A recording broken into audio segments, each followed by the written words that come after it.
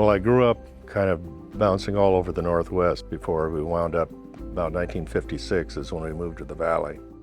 I loved research, and when I was in high school, I started keeping notebooks and putting in the schedules and things of the different league teams at that time.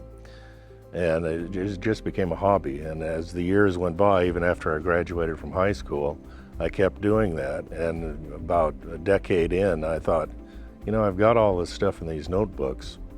Why don't I consolidate it and get it all together? Then I said, well, I only go back to when I was in high school. What happened before that? Decades and decades of research, and it took me to small towns and spent countless hours sitting in front of the microfilm machines at the Spokane City Library. It's literally been a lifetime of doing this, and I'm still doing it. A few years ago, I went around to each AD at the different GSL schools and gave them the history of their football and basketball teams. My mom died when I was really young. So by the time I graduated high school, my dad was already failing. He was kind of housebound, so I kind of became his caretaker. And in the evenings, just as a break, I'd go up and take in basketball games. And I noticed that they were having trouble keeping a scorekeeper.